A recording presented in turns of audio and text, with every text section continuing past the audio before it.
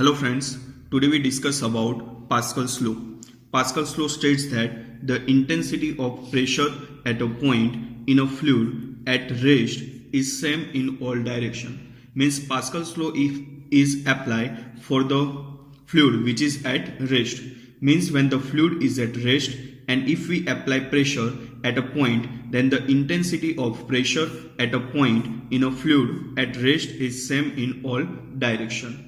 So consider three direction x, y, z. So according to Pascal's law, pressure intensity is same in all direction. So we derive Px is equal to Py is equal to Pz.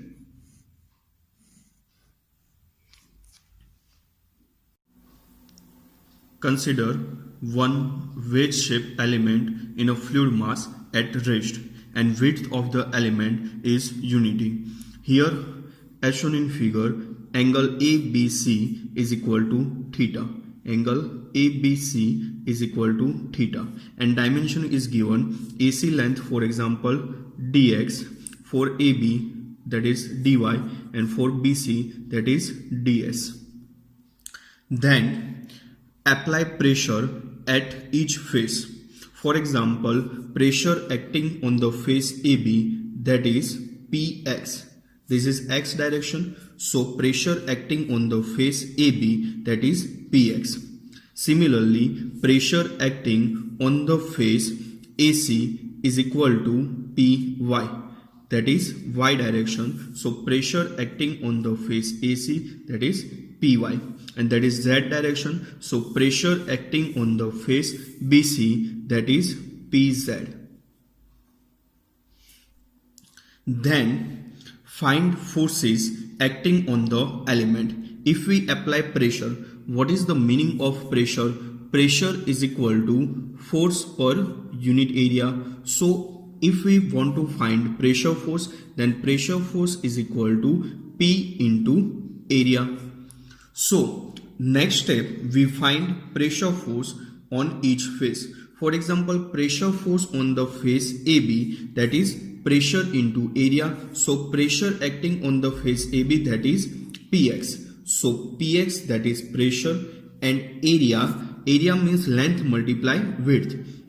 So here AB length is a dy and width of the element we assume unity, so 1. So here area is dy into 1. So Px into dy into 1. Pressure force acting on the face AB that is given by pressure acting on at x direction multiplied dy into 1. Similarly, we find pressure force acting on the face AC. So here pressure acting on the face AC that is Py. So pressure force is equal to pressure that is Py multiply area that is given length multiply width. So here length is dx and width is unity, so dx into 1. Similarly, pressure force acting on the face BC. Here pressure is acting Pz, so pressure force is equal to pressure acting at z direction that is Pz multiply area. Here length is ds and width of the element is unity, so ds into 1. So first consider one wedge-shaped element. So consider an arbitrary fluid element of wedge shape in a fluid mass at rest, and we consider width of the element is unity, and here angle ABC is equal to theta. Then find pressure acting on the face AB. Then apply pressure acting on the face. Means pressure acting on the face AB that is Px. Pressure acting on the face AC that is Py. And pressure acting on the face BC that is ds. Sorry, Pz. Then find force acting on the element. Means pressure is equal to force divided by area. So pressure force is equal to pressure into area. So forces on the face AB is equal to pressure in x direction multiply area of face AB. So pressure in x direction that is Px, and area of face AB. AB length is dy and width of the element is unity. So pressure force on face AB, that is Px into dy into 1. Similarly, force on face AC, that is Py into dx multiply 1. Then force on face BC, that is Pz into ds into 1.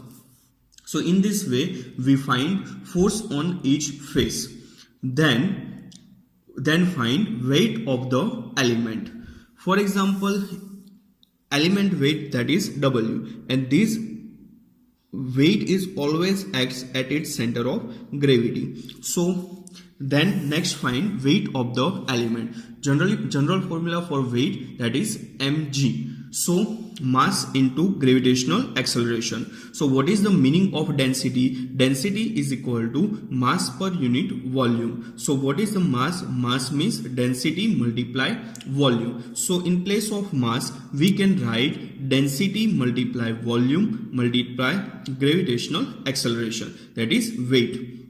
So what is the meaning of volume? Volume means area multiply length, or you can say area multiply width. So volume is equal to area multiply width. And what is the area for this element? Here we consider wedge shape element, means triangular shape. So triangle area is 1/2 base into height. So 1/2 base, that is AC, and height, that is AB. So here we can write, in place of area we write 1/2 AB into AC, and we consider width as a unity. So in place of width, that is 1.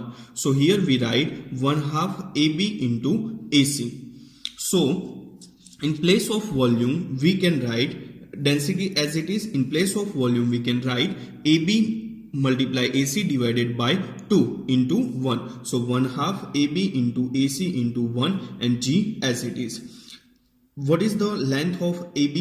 Dimension for AB, that is dy, and dimension for AC, that is dx.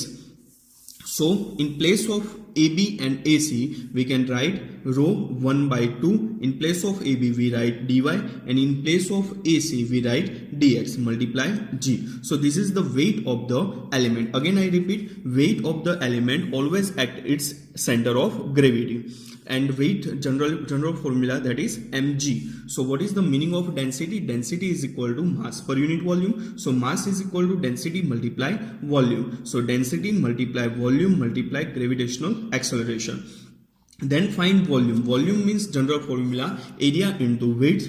Here we consider wedge shape element, that is triangular shape. So we can write 1/2 AB into AC, and we consider width as a unity. So volume equation 1 by 2 AB into AC multiply 1. So in place of volume we can write 1/2 AB into AC into 1, rho as it is, and G. So here weight of the element, that is rho multiply 1/2 dy into dx into G.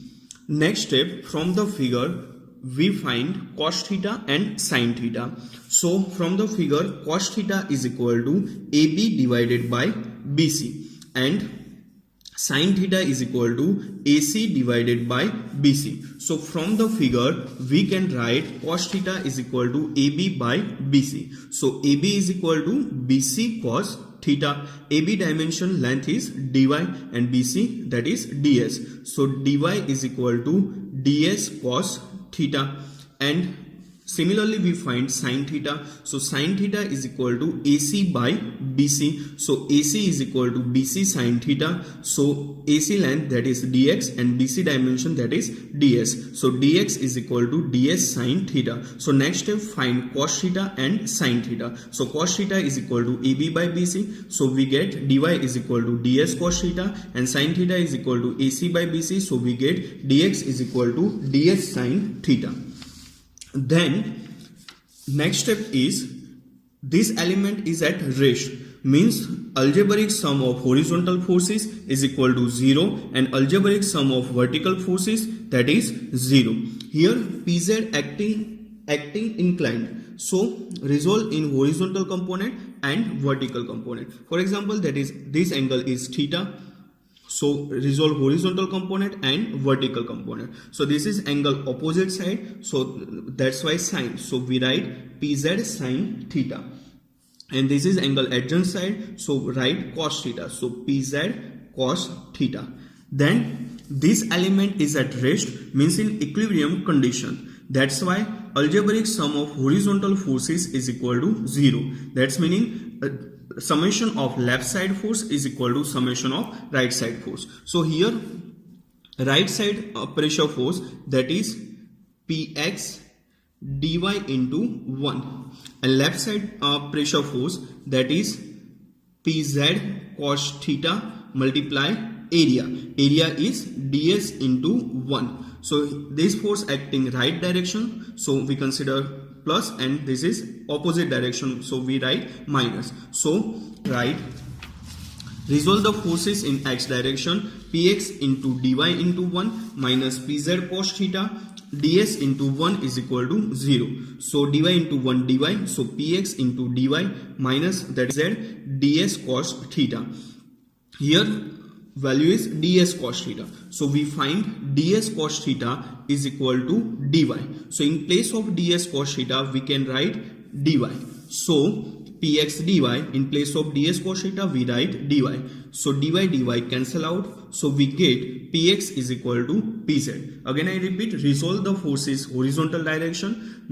Here element is in equilibrium condition, that's why algebraic summation of horizontal forces is 0. Here horizontal forces px into dy into 1, and that's act at the right direction, and opposite direction, that is pz cos theta, that is pressure, and pressure force means pressure into area, so pz cos theta ds into 1. So solve this and we get px is equal to pz. Similarly, resolve the forces in vertical direction. So vertical direction, pressure force acting vertical direction, that is py dx into 1.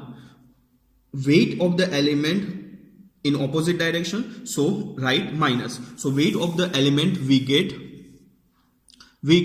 rho multiply 1 by 2 dy into dx into g. And similarly one downward force, that is pressure force is pz sin theta. Pressure force means pressure into area, so pz sin theta, that is pressure multiply area that means ds into 1, so pz sin theta into ds into 1, that's also act downward direction, that's why minus. So next step is resolve the forces in y direction, that's why our equation is py dx into 1 goes upward direction minus pz sin theta ds into 1 minus 1/2 dx into dy into rho g is equal to 0. Here element is very small, so the weight of the element is negligible, so consider this value is a 0. So we get py dx into 1 minus pz sin theta ds into 1 is equal to 0. So we get py into dx is equal to pz ds sin theta. In place of ds sin theta we can write dx. In place of ds sin theta we get dx, so py dx, and in place of ds sin theta we write dx, so pz dx cancel out, so we get py is equal to pz, that is equation number 2. So from equation number 1 and 2 we can write px is equal to py is equal to pz, because in equation number 1 we get px is equal to pz, and in equation number 2 we get py is equal to pz, that's why px is equal to py is equal to pz. So we can say that any element which is at rest, and if we apply pressure, then intensity of pressure at a point in a fluid at rest is same in all direction. Thank you.